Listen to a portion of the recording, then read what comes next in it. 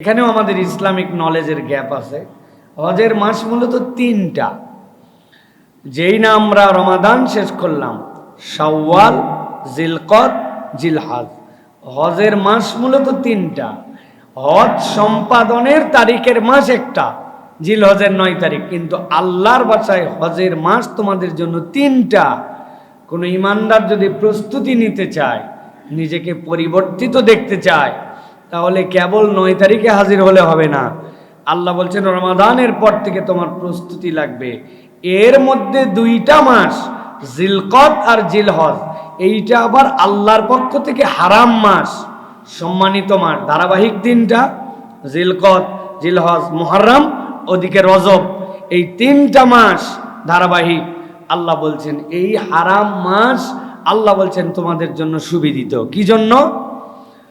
আল্লাহ রাব্বুল আলামিন বলছেন আল হাজ্জু আশহুরুম মা'লুমাত, আমি রব্বুল আলামিন সৃষ্টির শুরুর দিন থেকে তোমাদের জন্য এটাকে সুবিদিত করে রেখেছি। আল্লাহ 12টা মাসকে আল্লাহ রাব্বুল আলামিন সিলেক্ট করেছেন। এর মধ্যে আল্লাহ 4টা মাসকে হারাম করেছেন। ঘুরে ফিরে তোমাদের কাছে এই মাসগুলো আসে। আল্লাহ বলছেন এর মধ্যে হজের মাসগুলা তোমাদের জন্য সুবিদিত। আল্লাহ বলছেন ফামান ফারাদা ফিহিন্নাল হজ, তোমাদের যাদের উপরে হজ ফরজ হয়ে যায়, হজ আল্লাহর পক্ষ থেকে যাদের প্রতি দায়িত্ব হয়ে যায়, ফালা রাফাসা ওয়ালা ফুসুকা ওয়ালা জিদালা ফিল হজ। হজের মুহরিম যখন হয়ে যাবা, ইহরাম পরে নিলা তুমি, ইহরামের কাপড় পরার নাম ইহরাম নয়, বরং নিয়ত করেছে তুমি নিজের উপরে হালাল কাজগুলো হারাম করে নিলা। আল্লাহ বলছেন সেইটা তো মুহরিম অবস্থায় যখন তুমি কাপড় পরবা তখন তোমার জন্য। কিন্তু যে ব্যক্তি হজের নিয়ত করবে, আমি রব্বুল আমিন তার জন্য দায়িত্ব দিলাম, তার জীবনের সাথে অন্য সময়ের সম্পর্ক থাকবে না, কিন্তু এই সময় তার জীবনে 3টা জিনিস সে নিষিদ্ধ করে নিবে। 1 নম্বরে ফালা রাফাসা, কোন রকম পাপাচার, কোন রকম অনাচার, কোন রকম তার জীবনে আর কোন ধরনের অশ্লীলতা অসভ্যতার সম্পর্ক থাকবে না। ওয়ালা ফুসুক, আল্লাহ যে নির্দেশ দিয়েছেন ওরকম কোন নির্দেশ জ্ঞাত সারে সে আর অমান্য করবে না। আল্লাহর বৈধ ওয়াজিব নির্দেশ, ফরজ নির্দেশ থেকে সে কখনো পৃষ্ঠ প্রদর্শন করবে না। আর 3 নম্বর ওয়ালা জিদালা ফিল হজ, আল্লাহ আবার স্পেশাল করে বলেছেন বান্দা তোমার জীবনে হজের সময় কোনো ঝগড়াঝাটি থাকা চলবে না। ভালো করে একটু খেয়াল করেন, একটা মানুষ যদি নিজেকে আল্লাহর কাছে পিওর হিসেবে উপস্থাপন করতে চায়, আল্লাহ রাব্বুল আমিন রমজান দিলেন, রমজানের মধ্যে বান্দার মর্তবা কোন পর্যায়ে নেবেন আল্লাহ জানালেন।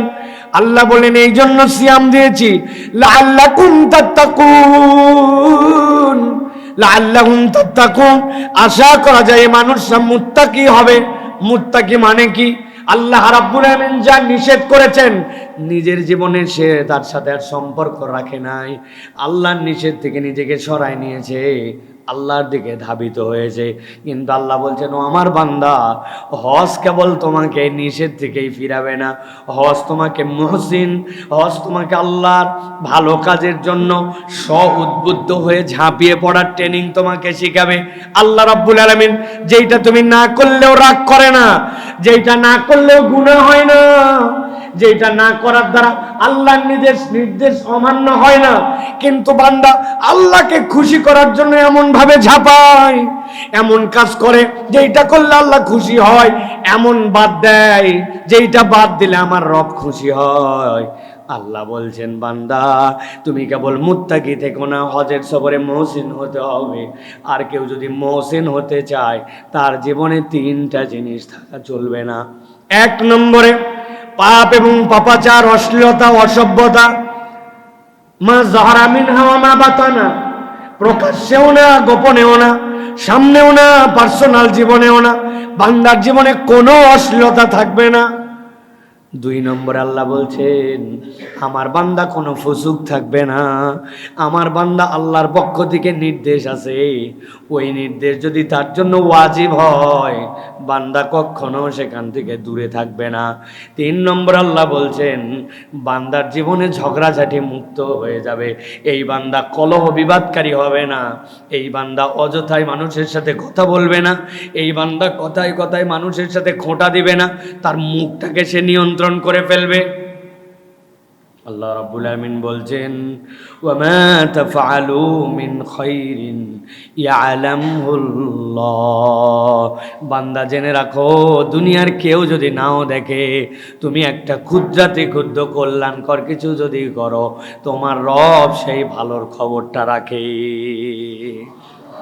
ছোট থেকে বড় তুমি যা করো তার খবর রাখেন আল্লাহ, ইয়ালামহুল্লাহ। আল্লাহ রাব্বুল আলামিন এরপরে আবার সতর্ক করছেন ওয়াতাজাওয়াদু, পাথর সংগ্রহ করো। মুফাসসিররা ব্যাখ্যা করছেন আহকামুল কোরআনের ভিতরে এসেছে একদল লোকে এত বেশি তাকওয়াবান, বলতে শুরু করলাম আমরা হজের সফরে যাচ্ছি, কিসের মাল সামান, আল্লাহর উপর তাওয়াক্কুল করে রওনা দিলাম, কিন্তু পথে যাওয়ার পরে খাদ্য শেষ হয়ে গেছে, শেষে আল্লাহর ঘরে সফরকারী ভিক্ষা করতে শুরু করছে, আমারে খাওয়ার টাকা দাও। আল্লাহ বললেন না না না, রব্বুল আলামিন তোমাদেরকে এইরকম তাওয়াক্কুল করতে বলেন নাই, আল্লাহর প্রতি ভরসাও থাকবে, কিন্তু বান্দা তোমার সাধ্য অনুযায়ী তোমার প্রস্তুতিও নেওয়া লাগবে। আল্লাহর একটা সুন্নাত আছে, রব্বুল আলামিন একটা পদ্ধতির মাধ্যমে বান্দাকে দেন। আল্লাহ চাইলে আপনি হা করে আছেন, মুখের মধ্যে খাবার দিয়ে দিতে পারেন, এই ক্ষমতা আল্লাহর আছে, এটার নাম ঈমান, কিন্তু এটা আল্লাহর তরিকা নয়। আল্লাহ রাব্বুল আলামিন বলছেন তাজাওয়াদু, পাথেয় সংগ্রহ করো, তবে জেনে রাখো যত পাথেয় সংগ্রহ করো না করো ফাইন্না খায়রাজ যাদিত তাকওয়া, বান্দা আল্লাহকে ভয় করার পুঁজি যদি তোমার জীবনে থাকে ওইটাই তোমার শ্রেষ্ঠ অর্জন। আল্লাহ রাব্বুল আলামিন বলছেন ওয়াত্তাকুনি ইয়া উলিল আলবাব, আর জ্ঞানওয়ালারা তোমাদের কাছে দাবি হচ্ছে তুমি যদি হুঁশওয়ালা মানুষ হও তাহলে ভয় করলে একমাত্র করার মতো আল্লাহকে করা লাগবে। ভয় যদি করো আল্লাহকে করা লাগবে। সিসি ক্যামেরার ভয় ফাঁকি দেওয়া যায়? যায় না ভাই? দুদক ফাঁকি দেওয়া যায় না? নিজেদের মতো করে দুদক বানায় নিলাম, আমি আমার লোকে ওখানে বসালাম, সরিষার মধ্যেই ভুট ঢুকায় দিলাম, তাইলে আমরা কেমনে কি করব? আমাদের তো আর কিছু করার নাই। এই জন্য প্রিয় ভাইরা আল্লাহ বলছেন তুমি যদি জ্ঞানবান হও আল্লাহকে ভয় করো। আল্লাহ বলছেন তোমার 2 কাঁধে 2টা ফেরেশতা বসানো আছে, ওর কোনো লোডশেডিং নাই, দিন নাই রাত নাই, ঘর নাই বাহির নাই। তুমি যদি মনে করো যে সে দেখতেছে আর আল্লাহ দেখাচ্ছেন, এই বিশ্বাস যদি তোমার মধ্যে থাকে আর কাউকে লাগবে না, তুমি কারে কোত্থেকে বাঁচার চেষ্টা করবা? আল্লাহ এই জন্য বলছেন। সুতরাং প্রাইমারিলি আমরা বলতে পারি আল্লাহ রাব্বুল আলামিন হজকে আমাদের জন্য কি জন্য দিয়েছেন? সবচেয়ে বিশুদ্ধতম মানুষ হওয়ার জন্য আল্লাহ হজ আমাদেরকে দিয়েছেন। খুব গভীরভাবে খেয়াল করেন, ইসলামের যে বেনা, ইসলামের যে নির্দেশনা, ওর একটা ধারাবাহিকতা আছে। এর আগে আমি অনেক আগে আলোচনা করেছিলাম আপনাদের কাছে, আমানতু বিল্লাহি ওয়া মালাইকাতিহি ওয়া কুতুবিহি ওয়া রুসুলিহি, এটা এমনি এমনি আসে নাই। এই যে ধারাবাহিকতা, ওইটাতে দেখবেন তাকদীরের বিষয়টা সবার শেষে আছে। কেন? বান্দা আল্লাহ, রসুল, মালাইকা, কিতাব এইগুলা না বুঝলে ডাইরেক্ট তাকদীরে ধাক্কা মারলে ওই বান্দার ঈমান এলোমেলো হয়ে যাবে। ঠিক একই রকম আপনি যদি দুনিয়ার জীবনে দেখেন, ঈমান আপনার জন্য সালাত, যাকাত, এরপরে সিয়াম, তারপরে আপনার জন্য হজ, এই যে 4টা ইবাদত আপনার জন্য আগে। বান্দা যখন এইগুলাতে আল্লাহর প্রতি ভালোবাসায় টাইটুম্বুর হয়ে যায়, আল্লাহর কাছে তার নিবেদন একদম শতভাগ দিয়ে দেয়, আল্লাহ তখন বলেন আমার ভালোবাসার মানুষকে আমি আপ্যায়ন করার জন্য আমি মক্কায় খানায় কাবায় তোমাকে নিতে চাই। বান্দা তখন আল্লাহর মেহমান আর আল্লাহ তখন মেজবান। সুবহানাল্লাহ। এই জন্য আল্লাহ রাব্বুল আলামিন বান্দাকে এই হজ দিয়েছেন। আল্লাহ রাব্বুল আলামিন বলছেন এই জন্য যে তোমাদেরকে এই হজ আল্লাহর পক্ষ থেকে সবচেয়ে নিষ্কলুষ বানানোর জন্য ট্রেনিং। বিসিএস ক্যাডার হয়ে যায়, 3 লেয়ারের পরীক্ষা দেওয়ার পরে এরপরে তারা যে কঠিন পরীক্ষা, একবার বিসিএস আমিও টিকছিলাম। কি পরিমাণ পড়ালেখা করা লাগে, এটা পাগল হয়ে যেতে হয় একদম। এত কিছুর পরেও কি করে জানেন, ডাইরেক্ট নিয়োগ হয় না, বিপিএটিসিতে নিয়ে যায়। ওই যে সাভারে, ওইখানে যাওয়ার পরে 3 মাসের ট্রেনিং করায় তাদেরকে। এত পড়ালেখা করলো, এত অনার্স মাস্টার্স, এই যে প্রিলি রিটেন ভাইবা, এত জিনিস শেখার পরেও আবাসিকে নিয়ে যায়।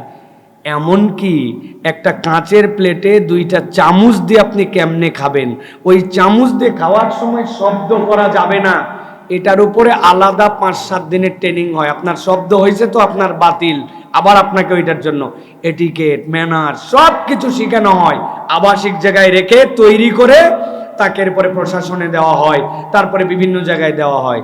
যারা জেডিসিতে পাস করে, মানে জুডিশিয়াল সার্ভিস কমিশন, যেটা আমাদের যারা ম্যাজিস্ট্রেট হয়, আপনি মনে করেন না সারা জীবন ল পড়ছে অনেক কিছু করছে কিন্তু তাকে ডাইরেক্ট পাঠায় দিল না, তার জন্য আলাদা আবার আবাসিক ট্রেনিং করে তারপরে পাঠায়। ঠিক মনে রাখবেন, দুনিয়াতে আপনি যত ইবাদত করেন, আপনি বিচ্ছিন্ন জায়গায় ছিলেন, আপনি নামাজ যেখানে মন চায় পড়েছেন, আপনি রোজা যে অবস্থায় মন চায় রেখেছেন, আপনি যাকাত যেখানে ইচ্ছা সেখানে আপনি আপনার পদ্ধতিতে আল্লাহর দেওয়া ধন আপনি বিভিন্ন জায়গায় বিতরণ করেছেন। হজ বিওয়াক্তিম মাকসুস বিআমালিম মাকসুস আলা তরিকিম মাকসুস, নির্ধারিত পথে নির্ধারিত সময়ে নির্ধারিত স্থানে নির্ধারিত সময়ে আপনাকে করতে হবে। আপনার কোনো ইচ্ছা বলে এখানে কিছু নাই। জায়গা ফিক্সড, আমল ফিক্সড, ওয়াক্ত ফিক্সড, সময় ফিক্সড। আল্লাহ বলছেন তোমাকে কেন আনলাম, এখন তোমাকে নিষ্কলুষ বানানোর জন্য আনলাম। আমার বান্দা এখন মুহসিন হবে, তাকে আমি সারা জীবনের গুনাহ খাতা মাফ করে সদ্য ভূমিষ্ঠ শিশু বানায়া ডাইরেক্ট জান্নাতে ঢুকানোর সার্টিফিকেট দিয়ে বের করে দিলাম। পৃথিবীর কোথাও আর এটা হয় না, এটা হয় হজে। এখন জিজ্ঞাসা, হজ কাদের জন্য ফরজ? হজ ফরজ হওয়ার পরেও দেরি করলে আমাদের জন্য কোনো সমস্যা আছে কিনা, এটা আমাদের একটু জানা দরকার। হজ কাদের জন্য ফরজ? আল্লাহ রাব্বুল আলামিন বলছেন, ওয়ালিল্লাহি আলান নাসি হিজ্জুল বাইত মান ইসতাতা ইলাইহি সাবিলা। আল্লাহর ঘরে সফর করতে পারে, স্বাবলম্বন রাখে, এরকম ব্যক্তির জন্য আল্লাহর ঘরে হজ করা ফরজ। ভালো করে কথাটা বোঝেন, আল্লাহর ঘরে যেতে পারে। আগেকার অনেক সালাফরা বলেছেন, আসারটাও লাগবে না, যাওয়া পর্যন্ত তোমার। কেউ কত দূর পর্যন্ত পুঁজি থাকতে হবে? তোমার এই হজের সফরের সময়টুকুতে তোমার পরিবারের ভরণ পোষণ স্বাভাবিকভাবে কারো কাছে মুখাপেক্ষী হতে হবে না, ভরণ পোষণ করতে পারে এই পরিমাণ সম্পদ তাদের জন্য রেখে এর অতিরিক্ত তোমার যদি থাকে তাহলে তোমার জন্য আল্লাহর ঘরে হজের সফরে যাওয়া ফরজ। আমরা বলি নগদ টাকা নাই ভাই, মার্কেটে 4টা দোকান আছে, ভাই নগদ টাকা নাই ভাই, আমার হাতে ঋণ আছে অনেক। কত ঋণ? ঋণ আছে ওনার 20 লাখ, 1 কোটি, কিন্তু ওনার পুঁজি আছে 100 কোটি, কিন্তু উনি ঋণগ্রস্ত, হজে যায় না। বলে ভাই আমার টাকা পয়সা নাই, জমি জমা 5-7-10 বিঘা জমি আছে, ওখান থেকে যদি 2 শতক 3 শতক বিক্রি করে, যেটা তার পারিবারিক ভরণ পোষণের জন্য লাগে না, ওইটুক অংশ না থাকলেও তার পরিবার দিব্যি চলে, ওইটাই আপনার জন্য অতিরিক্ত। আল্লাহ বলছেন আপনার জন্য হজ ফরজ। এই হিসাবে আমরা যদি দেখি, বাংলাদেশে 20% উপরের লোকের উপরে হজ ফরজ, কিন্তু তারা কৌশলে অথবা জ্ঞানের স্বল্পতায় তারা হজ করে না। অনেক যুবক আছে একটা বাইক কিনছে 5 লাখ 5.5 লাখ টাকায়, আমি তো অনেক সময় বলি ওই ছেলের উপরে বাধ্য করে নিচ্ছে, সে হজ ফরজ হয়ে যাবে অনেক সময়। অর্থ ওই বাইক ছাড়াও সে চলতে পারে দিব্যি, ওইটা তার ফ্যাশন, মাঝে মাঝে একটু চালানোর জন্য, মাঝে মাঝে একটু মজা মারার জন্য সে নিজের উপরে বাধ্য করে নিছে। তার মানে আপনার ওটা নেসেসারি না, যেটা না হলে আপনার চলে না, যেটা না হলে আপনি না খেয়ে থাকবেন, আপনার পরিবার না খেয়ে থাকবে না। এর অতিরিক্ত আপনার কাছে যদি কোনো সম্পদ থাকে, ওইটা দিয়ে যদি হজে যাওয়ার সামর্থ্য হয়, তাহলেই আপনার উপর হজ ফরজ। এখন হিসাব মিলাই দেখেন কত পার্সেন্টের লোকের উপরে হজ ফরজ। হুজুর আমার কাছে নগদ 5 লাখ নাই, কিন্তু উনার সম্পদ 5 কোটি টাকার উপরে আছে। হুজুর আমার কাছে 7 লাখ টাকা নাই, কিন্তু উনার এরকম 5-7টা দোকান, 2-3টা ফ্ল্যাট, 4-5টা ভাড়া দেওয়া, এরকম কোনো কিছুর অভাব নাই। আল্লাহ রাব্বুল আলামিন বলছেন ওয়ালিল্লাহি আলান নাসি হিজ্জুল বাইত মান ইসতাতা ইলাইহি সাবিলা। আল্লাহর ঘর পর্যন্ত আসতে পারলে আমি রব্বুল আলামিন তোমার জন্য হজ করাকে ফরজ করলাম। সুবহানাল্লাহ, আল্লাহর জন্য, তাই না? যাতে আল্লাহর ঘরে লোক বেশি হয়, আল্লাহ যেন দেখাতে পারেন অন্যকে। নাউজুবিল্লাহ বলবেন না? আরে হজ আল্লাহর দরকার নাই, হজ আমাদের দরকার, যাতে করে আমরা ওই মানুষটা হতে পারি যেই মানুষের থেকে মর্যাদাবান মানুষ আল্লাহর আসমানের নিচে জমিনের উপরে আর নাই। সুবহানাল্লাহ। আল্লাহ হাজীদেরকে এরকম মর্যাদা দেন। নবী আকরাম সাল্লাল্লাহু আলাইহি সাল্লাম বলছেন, ভালো করে সাবধান হও, তোমার উপরে হজ ফরজ হলো, কিন্তু তারপরেও তুমি নানান অজুহাত দিয়া হজে গেলে না, কি পরিণতি? নবীজি বলছেন, ইন্না আবদান সাহহাহতু লাহু জিসমুহু, একজন বান্দা, আল্লাহ বলতেছেন আমি যার শরীরটাকে সুন্দর রাখলাম, সে ফিজিক্যালি ফিট, ওয়া ওয়াসআতু আলাইহি ফিল মাঈশা, তার চলাফেরার জন্য আমি সচ্ছলতা দান করলাম, চলাফেরায় কোনো কষ্ট নাই। আল্লাহ রাব্বুল আলামিন বলছেন তামদি আলাইহি খামসাতু আওয়ামিন, এমন অবস্থায় তার উপর 5টা বছর পার হয়ে গেল, খাদ্যের অভাব নাই, সম্পদ যা আছে এনাফ, কিন্তু চিন্তা করছে এটা তো আমার রিজার্ভ, এটা কেমনে ভাঙ্গি, কেমনে বেশি, কেমনে এটুক বাদ দে।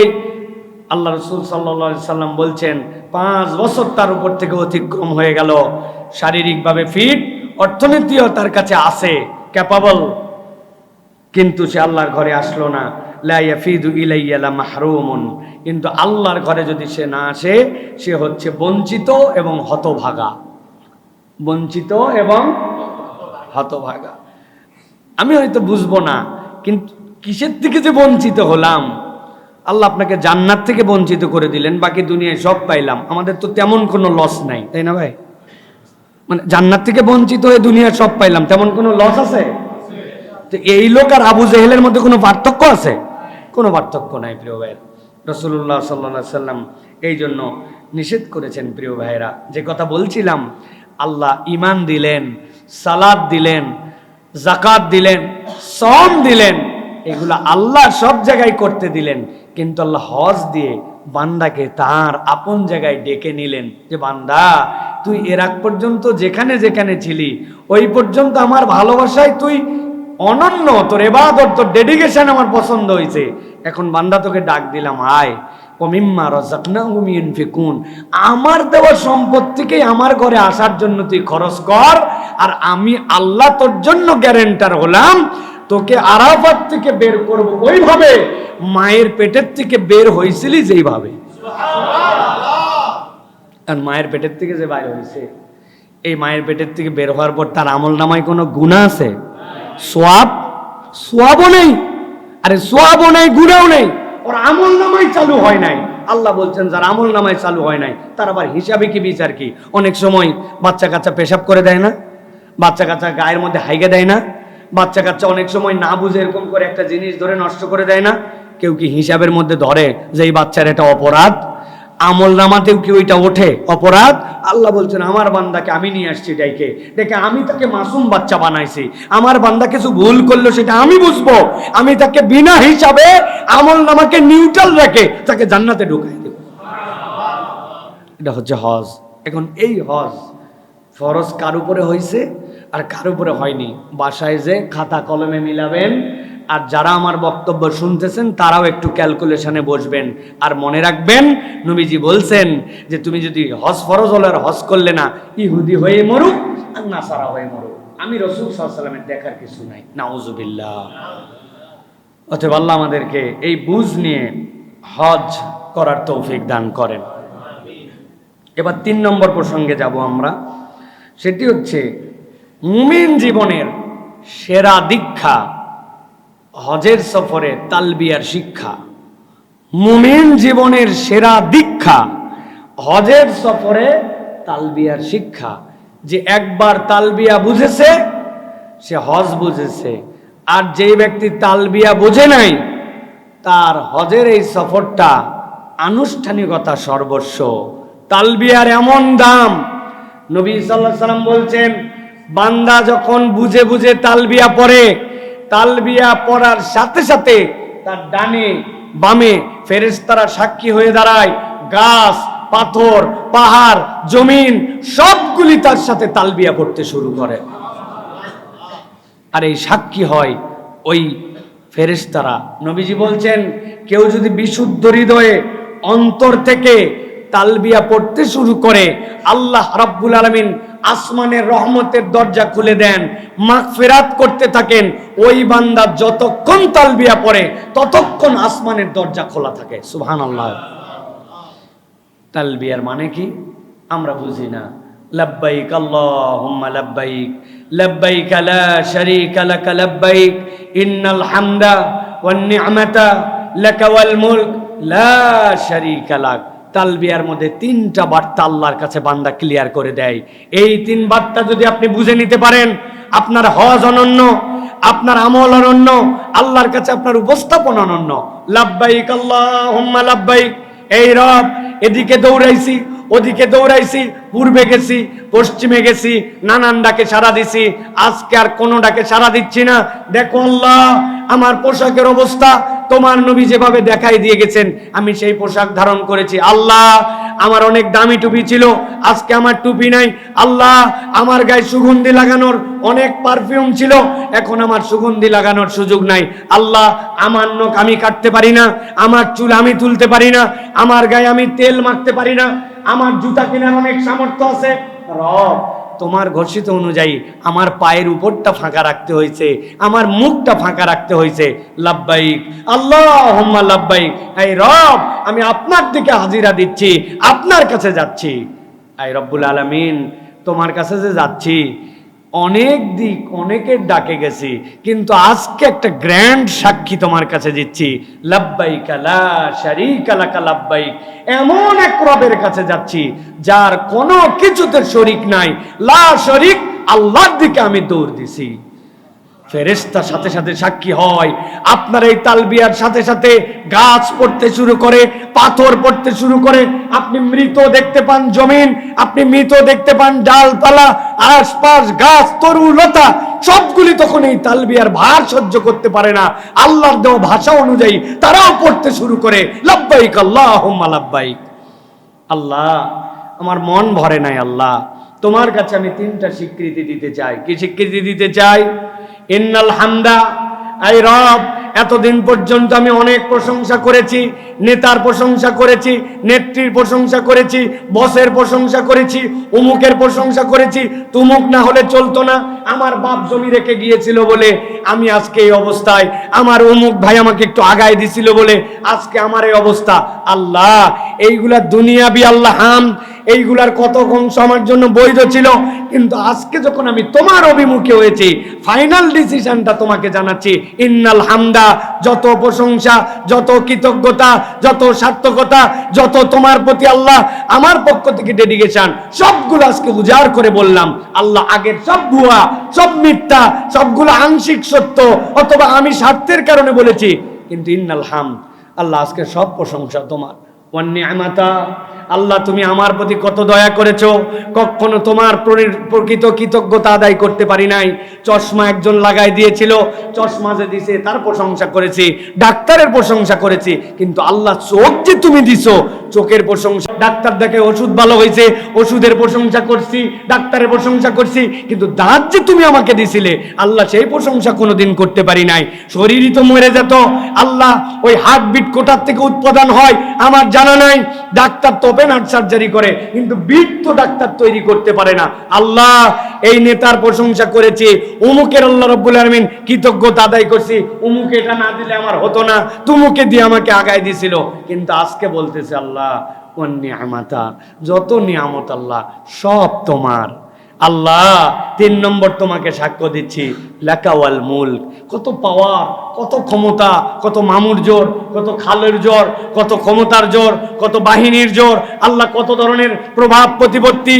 আমি গরম দেখাইছি, পাওয়ার দেখাইছি, একটু কিছু হতে না হতে পকেট থেকে মোবাইল করে বের করে ফেলছি, আমার উমুক আছে, তুমুক দিয়ে যাস, আমার উমুকে মন্ত্রী, তুমুকে আল্লাহ এইগুলার সবগুলো আল্লাহ, দুনিয়ার কনসেপ্ট আল্লাহ, এইগুলা কিছুই না, কিন্তু আমি আসল ক্ষমতা যে তোমার, ওখান থেকে যে ক্ষমতাটা আসে এইটা আমি ভুলে গেছিলাম। আল্লাহ লাকাওয়াল মুল, সকল রাজত্ব তোমার। আল্লাহ তোমাকে না বলছি ইন্নাল হামদা ওয়ান নি'মাতা লাকাওয়াল মুল, আল্লাহ আরো একবার তোমাকে বলছি লা শারীকা লাক, এই তিনটার মধ্যে কারো শরীক নাই, আমি একমাত্র তোমার দিকে ছুটে চলতেছি। বান্দা যদি একবার এই রকম করে বুঝে বুঝে তালবিয়া পড়ে আল্লাহর দিকে রওনা হয়, ওই বান্দার খানায় কাবায় যাওয়ার আগে, আরাফাতে পৌঁছানোর আগে এই দুনিয়ার যত সৃষ্টিকুল সাক্ষ্য দিয়া মাগফিরাতের দোয়া করে ওই তালবিয়ার বুঝ তার হৃদয়ে যদি বিশুদ্ধভাবে ধারণ করে, আর বান্দার হক নষ্টের গুনাহ যদি তার না থাকে, আল্লাহ ওই বান্দাকে তালবিয়া পড়ার সাথে সাথেই মাফ করে দেন। কিন্তু আমরা তালবিয়া লাব্বাইক আল্লাহুম্মা লাব্বাইক না পারি বিশুদ্ধ করে বলতে, না পারি এর কনসেপ্ট জানতে, অথচ হজের স্লোগান এইটা। নবীজি সাল্লাল্লাহু আলাইহি ওয়াসাল্লাম বলেছেন 3 বার পড়ো, 5 বার পড়ো, 7 বার পড়ো, বেজোর করে পড়ো, একসাথে তোমরা আল্লাহর কাছে ছেলেরা চিৎকার করে করে তালবিয়া পড়ো। তালবিয়া কোনো আসতে না, আমার স্বীকৃতি আমার রবের। আল্লাহ কে কি মনে করলো আমার দেখার সুযোগ নাই। খানায় কাবা দেখার আগ পর্যন্ত হাজি ইহরামের নিয়ত করার পর থেকে কোনো আমল নাই, বিশ্বাস করেন কোরআন হাদিসে কোনো আমল নাই। ইহরাম করার পর থেকে কাবার প্রথম দেখার আগ পর্যন্ত একটাই আমল, শুধু তালবিয়া, শুধু তালবিয়া। আল্লাহ স্বীকৃতিটা দেখতে চান, আমি তোর রব, তুই আমার গোলাম, আজকে গোলামির সবচেয়ে বড় স্বীকৃতি দে। তুই স্বীকৃতির কারণে ওই খানায় কাবা আমার ঘর দেখার আগেই আমি তোকে জান্নাতের ফায়সালা দিয়ে দিব। অতএব প্রিয় ভাইয়েরা, এই তালবিয়াটা বুঝতে হবে। হাজিরা আমাদের তালবিয়া বোঝেন না, হাজিরা তালবিয়া পড়েনও না, লজ্জা লাগে। আপনার কিসের লজ্জা? যে আল্লাহ আপনার মুখ দিল, আপনি হজের সফরে যান, দুনিয়া তামাম করে ফেললেন, আপনি দুনিয়ার আপনি কত পণ্ডিত, আর আপনি আল্লাহর জন্য জান্নাত নিতে যাচ্ছেন, আপনি তালবিয়া ঠিক করতে পারেন নাই। এর থেকে কপাল পোড়া আমরা প্রত্যেকে হব, এর থেকে কপাল পোড়া মুসলমান আর কিভাবে হবে? এই জন্য আমি বলবো প্রিয় ভাইয়েরা, বাচ্চাদেরকে তালবিয়া শিখাবেন ছোট থেকে। লাব্বাইক আল্লাহুম্মা লাব্বাইক, তাদের দিলের মধ্যে তামান্না তৈরি হবে। ওই বাচ্চারা এক সময় বলবে চলো আমরা হজে যাই। আমার ছোট 3 মেয়ে, 3 জনের আলাদা ব্যাংক আছে, 2 জন বড় 2 মেয়ে উমরায় গেছে, ছোট যে যায় নাই, ওরা 2 টাকা 1 টাকা করে অন্য কোনো কারণে জোগাড় করে না, টাকা রাখে উমরায় যাবে জন্য। এই ব্যাংকের টাকা দিয়ে উমরা করলে তো ভাই 50-60 বছর লাগবে, তারপরে হবে না।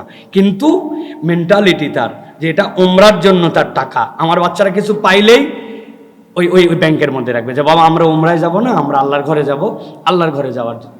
এটা আপনার বাচ্চাকে তারবিয়াত দেন, আল্লাহ এটা বরকত দেয়। ব্যাংক এতটুকু দেখতেছেন, কিন্তু এই ব্যাংক যিনি দেখতেছেন ওই রবের তো ব্যাংকের কোনো শেষ নাই, উনি তো ব্যাংক দেখতেছে এইটুকু আপনি, কিন্তু আল্লাহ তো দেখতেছে বড় হবে।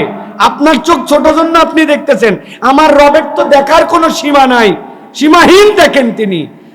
ওইটার মধ্যে কোনো আয়ত্তের মধ্যে কোনো হিসাব ক্যালকুলেশনের মধ্যে আনতে পারবো না। আল্লাহ সামিউম বাসির, আল্লাহ দেখে কবুল করে নিতে পারেন।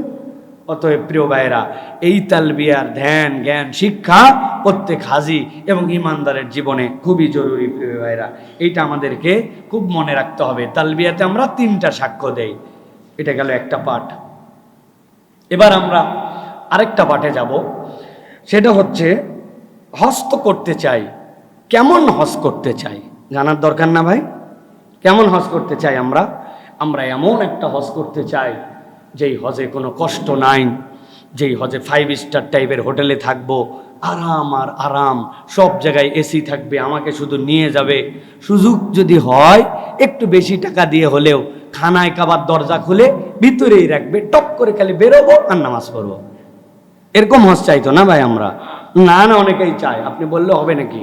আমি 1-2 বছরের অভিজ্ঞতায় বলতেছি না, 16 বছরের অভিজ্ঞতায় বলতেছি। 16 বছর। ভাই আপনার হজ কেমন ছিল? আলহামদুলিল্লাহ, বিউটিফুল। কি কেমনে বিউটিফুল? ভাই রে ভাই, যে খাওয়ানো খাওয়াইছে, আরে এত কাছে রাখছে, খালি যাই আর আসি, যাই আর আসি, আর খাওয়া দাওয়া ভিআইপি খাওয়া দাওয়া, মানুষ এত খাওয়াতে পারে। বাকি বিষয় আসয় আমল আখলাক বলছে, ওগুলো তো সবাই করছে, আমরাও করছি, ওইগুলো কম করি নাই, কম করেন নাই। মক্কা শরীফে যায় কয়টা রোজা ছিলেন ভাই? ভাই ইরি বাবা, যে আবহাওয়া আর যে খাওয়া, এই খাওয়া চুয়ে রোজা থাকা মুসাফিরের জন্য রোজা আছে? উনি পুরা মক্কার সফরে থাকছে 40 দিন, কোন নফল তাওয়াফ, ও ভাই মাথা পেয়ার ডুবতে দেয় না ভাই, অনেক দূর দিয়ে ঘোরা লাগে, এত ঘুরলে পায়ের গেটি থাকে। ও ফরজ তাওয়াফ একটা করছিলাম, আলহামদুলিল্লাহ। উনি খাইছে ভালো, থাকছে ভালো, তাওয়াফ একটা, রোজা একটাও নাই। কয় খতম কোরআন শরীফ? কোরআন শরীফ খতম ভাই, বাপরে বাপ, আমার পড়তে অনেক সময় লাগে ভাই, এক পৃষ্ঠা পড়তে 5-6 মিনিট লাগে। কেমনে কোরআন শরীফ খতম দিব ওই জায়গায় ভাই? শরীর চলে না ভাই, শরীর চলে না। অনেক পরিশ্রম করছে। এই হচ্ছে আমার ভালো হজ। খারাপ হজ, হজ কেমন হয়েছে ভাই? আর বলেন না, কষ্ট আর কষ্ট ভাই, খাইতে পারি নাই ভাই, খেতে পারি নাই, খাওয়া যায় না ভাই, খাওয়া যায় না। আর হায়রে কষ্ট, এই এদিকে ব্যারিকেড ওদিকে ব্যারিকেড, 1 কিলোমিটার ঘোরো 2 কিলোমিটার ঘোরো, শেষে বিরক্ত হয়ে হোটেলেই নামাজ পড়ছি আমি।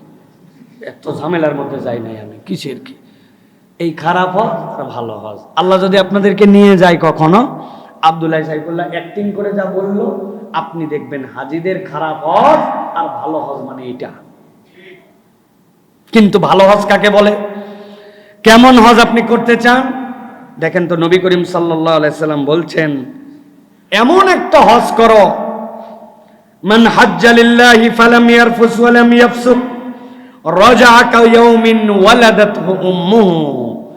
এমন হজ করলো যেই হজে ফিস্ক নাই, যেই হজের মধ্যে রফাস নাই, পাপাচার নাই, গুনাহ নাই, ওই হজ করে আসলো, আল্লাহ নবী বলছেন সে তো হজ করে আসলো না, সে মায়ের পেটের থেকে ভূমিষ্ঠ হওয়ার মতো পবিত্র হয়ে আসলো। নবীজি সাল্লাল্লাহু আলাইহি ওয়াসাল্লাম বলছেন, হাজ্জাম মাবরুর লাইসা লাহু জাযাউন ইল্লাল জান্নাহ।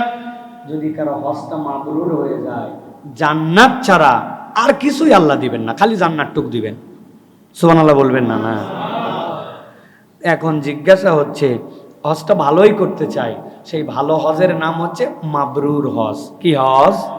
সবার মুখে বলতে হবে, কি হজ? আমরা কি হজ করতে চাই? এখন মাবরুর হজ তো করতে চাই, তো মাবরুর হজের আমল কি জানার দরকার আছে না ভাই? মাবরুর হজের আমলটা কি? মাবরুর হজের আমল 3টা। হজের সফরে 30টা রোজা রাখতে হবে, 5 খতম কোরআন শরীফ, আর 50টা তাওয়াফ। হজের প্যাকেজ আপনার 17 দিন, রোজা রাখতে হবে কয়টা? ব্যাপার বুঝলাম না তো ভাই। না, 20 দিনে 30 রোজা কেমনে রাখে? বাচ্চাদের মতো সকাল থেকে দুপুরে একটা, দুপুর থেকে রাত একটা, এরকম। 1 পৃষ্ঠা কোরআন শরীফ পড়তে লাগে 5 মিনিট, এই 5 খতম দিলে তো 1.5 বছর থাকা লাগবে মক্কা শরীফ, এর কোরআন শরীফ শেষ হবে না। না ভাই, নবী আকরাম সাল্লাল্লাহু আলাইহি সাল্লাম, ইসলাম আপনাকে এরকম কঠিন কিছু দায়িত্ব দেয় নাই। নবীজি বলছেন, তুমি যদি মাবরুর হজ করো, জান্নাত ছাড়া তোমার কোনো রিওয়ার্ড নাই। আর জেনে রাখো মাবরুর হজ কিভাবে হয়।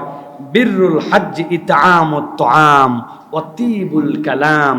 বান্দার জীবনে যদি 2টা জিনিস যুক্ত হয়, তাহলে আল্লাহ তাকে মাবরুর হজ দান করবেন। এই হজের বিনিময়ে আল্লাহ তাকে জান্নাত দিয়ে দিবেন। 1 নম্বর, আল্লাহ নবী সাল্লাল্লাহু আলাইহি ওয়াসাল্লাম বলছেন, ইতআমুত তুআম। যেই সফরে তুমি মানুষকে খাওয়াও, হজের সফর খাওয়ানোর সফর, হজের সফর ত্যাগের সফর, হজের সফর সবরের সফর। আপনি মানুষকে খাওয়ান, চিন্তা করছে হুজুর টেবিল চালা খাওয়াই, আমি খাওয়ার প্যাকেজ দিয়ে গেছি, আমি আবার কি খাওয়াবো? খাওয়ানোর কৌশল আছে ভাই। আপনি জমজমের 1 গ্লাস পানি খেয়ে চলে আসছেন, 1 গ্লাস পানি একাই খায় না, 1 গ্লাস খাওয়ার পরে 2 গ্লাস পানি সাথী ভাইদের জন্য নিয়ে আসে, নিয়ত করছে যে আমাকে খাওয়াতে হবে। বাজেট করে গেছে, সোনা কিনবে এত ভরি, জায়নামাজ কিনবে কয়টা, খেজুর কিনবে কয় কেজি, বাচ্চাদের জন্য গিফট কিনবে এটা, কিন্তু ওনার বাজেট নাই যে মক্কাতে খাওয়ানোর জন্য আমার 1000 রিয়াল খরচ করব, আমার ভাইকে আমি খেজুর খাওয়াবো, আমার ভাইকে আমি আপেল খাওয়াবো, আমার ভাইকে আমি পানি খাওয়াবো। নবী আমাকে বলছে তোমার হজ কবুল করা লাগবে ইতআমুত তুআম। একটা খেজুর অর্ধেক করে 2 ভাইকে দিয়ে খাইছে, নিয়ত যে আল্লাহ রাব্বুল আলামিন আমাকে তৌফিক দিছে। রোজা রাখছে সোমবার, রোজা রাখছে বৃহস্পতিবার, পকেটে করে আপেল কেটে নিয়ে গেছে, গোটা নিয়ে যায় নাই, আপেলটা 10টা স্লাইস করে নিয়ে গেছে, একটা কমলা পকেটে নিয়ে গেছে, একা খাই নাই, 1 কোয়া 10 জনকে দিয়ে তারপরে খাইছে। আমার নবী বলছে খাওয়াতে হবে। 2 ভাই রুমের মধ্যে খেতে বসছিল, একজনের পাতের মধ্যে গেছে লেজ, লোকের মন খারাপ, মাছই খেতে পারে না, তার মধ্যে রুই মাছের লেজ। এই বেচারির তো মাথায় খারাপ, বুঝতে পেরেছে, কিছু বলতে পারছে না। উনি বলছে ভাই রে, আমার তো খবর রাখেন না, মাছের কাঁটা বাইসে খাই না, সিবায়ে খাওয়া লোক আমি, মাথাও খেতে পারি, লেজও খেতে পারি, এই যে আমার পেটিটা আপনি নেন তো, এটার কাঁটা কম, আপনারটা দেন। ওই লোক কিছু বলতে পারে নাই, আপনার অ্যাটিটিউডটা আল্লাহর কাছে ধাক্কা মেরে দিছে, রব্বুল আলামিন আপনাকে মাবরুর হজকারী হিসেবে কবুল করে নেবেন। মানুষকে খাওয়ানো, মানুষের জন্য একটু খাওয়াতে সহযোগিতা করা, খাওয়ার একটু কম বেশি হয়েছে এটার খুদ আয়েব না ধরা। আর 2 নম্বর অতীবুল কালাম, আপনার মুখটা সবসময় হাসি মুখ, আপনার মুখটা সবসময় সুন্দর করে কথা বলে। যার হজের সফরে আচরণ সুন্দর, আল্লাহ রাব্বুল আমিন অটোমেটিক ওই বান্দাকে হজ্জে মাবরুর দান করবেন। আপনারা জোরে সুবহানাল্লাহ বলছেন, খুশি খুশি ভিতরে বলতেছেন ব্যাপার নাকি হুজুর, মানুষের সাথে হাসি মুখ আগের থেকে নিয়ত করলাম, এত সোজা না। হজের সফর, আমার ভাষায় বলি রাগের সফর। হাজির যে এত রাগ, এই রাগ যে কোথার থেকে আসে আল্লাহ রাব্বুল আলামিন ছাড়া কেউ জানে না। এত রাগ, পদে পদে রাগ, কথায় রাগ, আচরণে রাগ, শোয়াতে রাগ, বসাতে রাগ, উঠাতে রাগ, হাঁটাতে রাগ, খাওয়াতে রাগ, হাগাতে রাগ। ব্যাককল কোথাকার, কমট ব্যবহার করতে জানে না, অশিক্ষিত, অসভ্য, সবগুলা কোথার থেকে আসছে, কমট ব্যবহার করে আসছে, ফ্ল্যাশ করে নাই। ওই যাওয়ার থেকে বাথরুমে রাগ গজগজ করতে করতে হাইগে বাড়ানো পর্যন্ত রাগ। কোথার থেকে এত রাগ আসলো? আমি আমার ভাষায় বলি, হাসি মুখে কথা বলা হজের সফরে মাবরুর হজ, কিন্তু হজের সফরের সবচেয়ে কঠিন আমল এটা। আপনি হজের সফরে বেরিয়েছেন, বাংলাদেশের আবহাওয়া একরকম ছিল, ওখানকার আবহাওয়া একরকম। এখানে কার্বোহাইড্রেট খেয়ে খেয়ে আমার প্রত্যেকটা কোষ ভর্তি ভর্তি পানি। তরমুজ যেরকম খাইলে পানি, আমার গা কাটলে রক্তের পরে সবচেয়ে পানি বাড়াবে। কিন্তু আরবের আবহাওয়া এরকম নয়, ওইখানকার আবহাওয়া, ওইখানে অনেক আর্দ্রতা কম, এই জন্য মানুষের ব্রেনগুলা শুষ্ক হয়ে যায়, শরীরগুলা রুক্ষ হয়ে যায়। এটা একটা রাগের কারণ, তবে এটা মূল কারণ না। কারণ নম্বর 2, 50 বছর, 60 বছর, 70 বছর এইটাকে বেনামাজি বানায়, মৃত্যুক বানায়, ধোকাবাজ বানায়, আল্লাহর হুকুম থেকে গাফলতি করায় শয়তান এর জাহান্নামে নেওয়ার জন্য 100% নিয়ে ফেলছে। খালি মরবে আর এই বেটা তওবা না করে জাহান্নাম। কিন্তু আল্লাহ ওই বান্দারে ডাক দিয়েছেন, আয়, এতদিন ধরে কষ্ট করছিলি, আয় আমার ঘরে আয়, আমি তোরে ক্ষমা করে দিব। শয়তানের তো মাথা ঠিক নাই, এতদিন ধরে আরে বানাইলো জাহান্নামের জন্য, আরে এখন এই বেটা ডাইরেক্ট ওই জায়গায় যায় নিষ্পাপ শিশু হয়ে যাবে। শয়তানের তো মাথা খারাপ, সিসকা চোর।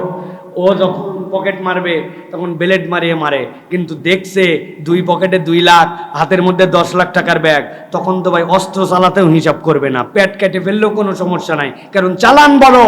এর আগ পর্যন্ত শয়তান সিসকাই কাজ করছে, আর এখন আল্লাহ প্যাকেজটাকে জাহান্নাম থেকে মুক্ত করবে। শয়তানের মাথা খারাপ, কিন্তু মাথা খারাপ করেও তো কুলাতে পারে না।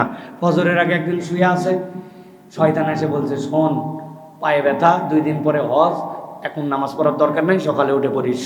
বলা মাত্র লাভ দিয়ে উঠছে, হারে শয়তান তো ধোকায় ফেলতেছে, ফজর পর্যন্ত অপেক্ষা করা যাবে না, তাহাজ্জুদের ওয়াক্তে হারাম শরীফে চলে গেছে।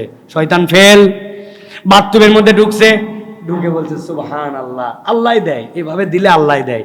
আগে একজন গোসল করে গেছিল, ওর কোমরের বেল্ট ওই জায়গায় ঝুলানো আছে, খুলে দেখে ডলার, রিয়াল, বাংলা টাকা। চিন্তা করছে হজের সফরের খরচ আল্লাহ আমারে দিয়ে দিল। জীবনেও কোনো হাজি নিবে না, বরং ও গামছা পরে আগে ওইটা হাজিকে পৌঁছায় দিবে। হজের সফরে 1 টাকা মানুষের নিব, নাউজুবিল্লাহ। তাহলে শয়তান আপনাকে টাকা দিয়ে ধোকা দিতে পারে না, নামাজ দিয়ে গাফলতি করতে পারে না। শয়তানের ইনজেকশন কি? শয়তান খালি আপনারে তাতায় রাখবে সব সময়। আপনি খালি আমিত্বের উপরে আছেন, যে আমিত্ব বিসর্জন করতে গেছেন, শয়তান আপনারা জায়গায় দিচ্ছে, হ্যাঁ আমার বিছনাটা কোন জায়গায় দিল, আমার তো চেনে না, দেশে আমি কি খাই জানে না, একজন জুতা পরে গেছে ভুল করে, আপনার গরম, আপনি শুধু রাগ আর রাগ। এই জন্য হাজিদেরকে বলবো, খাদ্য খাওয়ানোরটা তারপরে হয়তো আপনি দেখাতে পারেন, কিন্তু তৈবুল কালাম, হাসি মুখ ধরে রাখা এত সোজা নয়। অনেক লোককে আমি মিনা মুজদার ভাই বলতে শুনছি, হজ এবার করলাম না, আরাফাতে রেখে গেলাম, আগে তোর শেষ দেখাটা দেখে নে। আল্লাহ সাক্ষী রেখে এই মিনারে এখানে বসে বলতেছি, কারণ এই কথা যদি আমি বানায় বলি তাহলে আল্লাহর কাছে আমারও জীবন জবাব দেওয়া লাগবে। আমি এরকম অনেক মানুষের কাছে শুনছি, রাখ তোর হজ, এবার হজ করলাম না বেটা, আগে তোরটা দেখে যাই। আরাফাতে বসে এই কথা বলছে। একবারের দুঃখ আছে, আমি কাঁদছি সারাদিন আরাফাতে। ওই লোক এহেরামই খুলে ফেলছে, হজ করলাম না, আগে মারামারিটা করে যাই। আল্লাহ রাব্বুল আলামিন তাহলে আমাদেরকে হজ্জে মাবরুর দিতে চান, কিন্তু এই দুইটা প্র্যাকটিস লাগবে প্রিয় ভাইরা, প্রস্তুতি লাগবে। এইটা এই জন্য আল্লাহ রাব্বুল আলামিনের কাছে সাহায্যও চাইতে হবে, সাথে সাথে এই মাবরুর হজের জন্য আমাদেরকে প্রচেষ্টা করতে হবে। খেয়াল করে দেখেন, হজের আমলের সাথে আল্লাহ গুনাহ ছাড়ার কথা বেশি বলছেন, আমলের কথা কিন্তু বেশি নাই। ফালা রফাসা ওয়ালা ফুসুকা ওয়ালা জিদালা ফিল হজ। আল্লাহ চান গুনাহ ছেড়ে দে। আপনি যদি আমল নাও করতে পারেন, আপনার হজ স্বয়ং আমল। যতক্ষণ ইহরাম পরে আছেন আপনার অটোমেটিক ইবাদত লেখা হচ্ছে, কিন্তু আল্লাহ বলছেন গুনাহ ছাড়ো। যোগ করতে না পারলেও তোমার জীবন থেকে গুনাহগুলা বিয়োগ করে দাও, এটাই হচ্ছে হজের সফরের সবচেয়ে বড় আমল। অতএব আমাদেরকে হজ্জে মাবরুরের এই কনসেপ্টটা আমাদেরকে নিতে হবে প্রিয় ভাইরা। এবার আমরা চতুর্থ আর একটা প্রসঙ্গে যাব, হজ করলে আমাদের লাভ কি, আর বারবার হজ উমরা করার ক্ষেত্রে শরীয়তের আদেশ কি আমাদের জন্য। অনেকেই বলে থাকেন এত হজ এত উমরা বারবার যাওয়া, এই টাকা অন্য জায়গায় ব্যয় করলে হতো, এই সেই। হ্যাঁ, যদি আপনার বান্দার কোনো হক আপনার প্রতি দায়িত্বের মধ্যে থাকে, সেটা অবশ্যই আপনাকে আদায় করতে হবে, সেটা দিতে হবে। আপনাকে মানবতার কল্যাণে আপনাকে খরচ করতে হবে, কিন্তু আল্লাহ তার এদিকেও দিছেন, সাথে সাথে আল্লাহর ঘরে যাওয়ার জন্য টান দিছেন। এটা একটা ভিন্ন হৃদয়। সকল হৃদয়ে আল্লাহর ঘরে যাওয়ার জন্য এরকম উথালা পাথালা হয় না। আমার মাত্র 20 দিন লাগে আল্লাহর ঘর থেকে আসার পরে, 20 দিনের মধ্যে নতুন টান তৈরি হয়। এই 20 দিনে টান তৈরি হয় না, কিন্তু আমার 20 দিনের মধ্যে আবার নতুন করে আমার টান তৈরি হয়। মাত্র 20 দিন কেন হয় আমি জানি না, আল্লাহ জানেন এটা আমার প্রতি রাখেন, যেতে পারি বা না পারি। আমার এই টান মাত্র 20 দিন যাওয়ার পরে। অনেকের জীবনেও টানই তৈরি হলো না। আপনার টান তৈরি না হলে আমি রসুলের ভাষায় বলতে চাই, তুমি যদি মানুষের প্রতি দয়া না করো, চুমু না দাও, আল্লাহ তোমার দিলে যদি দয়া না দেয়, তা আমার কি করার আছে? এটা আমার কথা নয়, হাদিসের কনসেপ্টে বলতেছি। নবীজি বলছেন, তাবিউ বাইনাল হজ্জি ওয়াল উমরা ফাইন্নাহুমা ইয়ানফিয়ানি আল ফাকর ওয়াজ যুনুব। জেনে রাখো, তোমরা বারবার হজ করো, বারবার উমরা করো। আমি নবীজি বললাম যে হজ করে আর যে উমরা করে, রব্বুল আলামিন তার জীবন থেকে দুইটা জিনিস তুলে নেন। কি তুলে নেন? আল্লাহ বলছেন, আল্লাহ তার পাপ উঠায় নেন আর তার দারিদ্রতা আল্লাহ মুছে দেন। কেমন ভাবে মুছে যায় পাপ, কেমন ভাবে উঠে যায় তার দারিদ্রতা? নবীজি বলছেন, কামা ইয়ানফিল কিরু খাবাসাল হাদিদ। নবীজি বলছেন, যেইভাবে শিরিষ কাগজ রেন্দা লোহার উপরের জাং ডলে তুলে দেয়, আল্লাহ রাব্বুল আলামিন যারা হজ করে উমরা করে বারবার, তাদের জীবনের অপরাধ আর দারিদ্রতাকেও শিরিষ দিয়ে গুছে জং তুললে যেরকম, ওই রকম ভাবে তার জীবন থেকে দূর করে দেয়। হজ উমরা করে ফকির হয় না মানুষ, আল্লাহর রহমতের দরজা খুলে যায়। নবীজি সাল্লাল্লাহু আলাইহি সাল্লাম বলছেন, ওয়ালাইসা লিল হজ্জাতিল মাবরুরাতি সাওয়াবুন ইল্লাল জান্নাহ। কেউ যদি হজ্জে মাবরুর করতে পারে, জান্নাত ছাড়া তার প্রতিদান নাই। দুনিয়ার দারিদ্রতা বিমোচন এগুলা কয়দিন থাকতে পারে, নাও পারে, কিন্তু আল্লাহ জান্নাত তাকে দান করেন। আল্লাহ নবী আরেক হাদিসে বলছেন, আল উমরাতু ইলাল উমরাতি লিমা কাফফারাতুল লিমা বাইনাহুমা ওয়াল হজ্জাল মাবরুর লাইসা লাহু জাযাউন ইল্লাল জান্নাহ। নবীজি বলছেন, জেনে রাখো, এক হজ থেকে আরেক হজ, এক উমরা থেকে আরেক উমরা, এর মধ্যের গুনাহ আল্লাহ মাফ করে দেন কাফফারা হিসাবে। আর যে হজ্জে মাবরুর হয় যার জীবনে, আল্লাহ রাব্বুল আলামিন তাকে জান্নাত ছাড়ার কোনো বিনিময় দেন না। অতএব প্রত্যেক ইমানদারের হৃদয়ে এই তামান্নাটা দরকার। ভাই, আপনি কেন ভয় পান? কেন ভয় পান? আপনি আল্লাহর কাছে বলতে ভয় পান কেন? আমি তো এরকম একজন ফকির চিনতাম, মারা গেছে, আব্দুর রব নাম, দারুসালাম মহল্লায় বাড়ি ছিল। আপনারা যে শুনে আসবেন প্রয়োজনে। 2টা সংসার ছিল তার, বাচ্চা কাচ্চা অনেক, অভাবী মানুষ, কিডনির ডায়ালিসিস করতে হতো জন্য, আর সে পরিশ্রম করতে পারতো না। এককালে প্রচুর পরিশ্রম করছে, মানুষের কাছে হাত পাততো, তবে যার তার কাছে হাত পাততো না, পরিচিত জেনে বুঝে তাদের কাছে টাকা নিত। তার একটা খাসলত ছিল, হাত পাততে পারতে মানুষকে বলতো, ভাই আমাকে একবার হজে নিয়ে যাস তো, 10 টাকা দেওয়া এক কথা, আর হজে নিয়ে যাস তুই, আবার কি ভিক্ষা। এরকম ভিক্ষা কোনোদিন কাউকে করতে শুনছেন আপনারা? না, আমি শুনছি। এই লোক বলে আমাকে একটু হজে নিয়ে যান ভাই, আমাকে একটু হজে নিয়ে যান, বুঝে সুঝে বলে, লোক বুঝে বলে। ওই লোক 500 টাকা দিয়েছে, সাথে এটা বলছে। তো এরকম অনেকবার বলতে বলতে কার কাছে যায় বলছে, ওই লোক বলছে, আরে জবর ভিক্ষুক তো, আল্লাহর ঘরে যাওয়ার ভিক্ষা করছে, যা আমার অফিসে আসিস। পরের দিন অফিসে আসছে, ওর পাসপোর্ট টাসপোর্ট অফিসের লোকজনদের বানায় দিয়ে 2 বার হজ করছে। ভিক্ষুক, হজে যাওয়ার এহরামের কাপড় কেনারও সামর্থ্য ছিল না। তো আমরা রহমানের কাছে ভিক্ষা করতে পারি না? এই লোক দুনিয়ার মানুষের কাছে ভিক্ষা করছে যে আল্লাহ আমার একটু তুমি আল্লাহর ঘরে নেও। আল্লাহ তার জন্য এই যে তাজাওয়াদু, আমি একটুখানি একটা ছোট ব্যাংক বানাইছি, দেখো আল্লাহ 20টা টাকা রাখছি, কিন্তু 20 টাকায় তো হয় না, আল্লাহ 1,20,000 টাকা লাগে, বাকিটা তুমি একটু দেও আল্লাহ, কেমনে দিবে আমি তো জানি না। আপনি আল্লাহর কাছে এরকম করে বলবেন। এই বান্দা যদি এই বলা অবস্থাতেও মারা যায়, তাহলে আল্লাহ নিয়তের কারণে আল্লাহ থেকে হজকারী ওমরাকারীর দপ্তরে নাম লেখায় নিতে পারে। না, আমার নিয়তই নাই, আগের থেকেই বলছে ও টাকা নাই, পয়সা নেই, উদামিটা বলে লাভ কে আনতেছে। আমাদের দিলটা একদম ছোট হয়ে গেছে। প্রিয় ভাইয়েরা, হজ এবং উমরা এটা বিরাট এক নিয়ামত। আমি কতগুলো জিনিস লিখেছিলাম, আজকে সময় নাই জন্য আর বলতেছি না।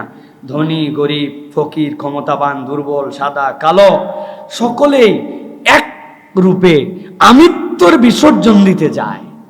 হজে আমিত্বের বিসর্জন দিতে যায়। আমি বলে আর কিচ্ছু নাই, তুমি কে? আরে তোমারও যে ড্রেস আমারও ড্রেস, তুমিও আরাফাতে আমিও আরাফাতে, তুমিও মিনায় তুমি মুজদালিফা, তোমার কত টাকা বেশি, তুমি যাও দেখি আরাফাত থেকে ডাইরেক্ট চলে যাও মুজদালিফা না দিয়ে চলে যাও, কত বড় হিম্মত, যাও মক্কায় চলে যাও, তোমার হজ হবে না। না, গরিব মিসকিন অসহায়, সাদা কালো, ধনী গরিব, আফ্রিকা বাংলাদেশ, আরবি নন আরবি, ইংরেজি উর্দু ফার্সি মালয়, সব এক। আল্লাহ বলছেন তোমার আমিত্বকে বিসর্জন দেওয়ার জন্য আনছি। আরাফাতে দাও তাবুতে ছিলি, মিনাতে দাও তাবুতে ছিলি, মুজদালিফায় নো তাবু, যা পাথরের মধ্যে শোন, একদম পাথরের মধ্যে শুয়ে গেছে, কিচ্ছু নাই, নাঙ্গা পোশাকে শুয়ে গেছে, যা ওঠ।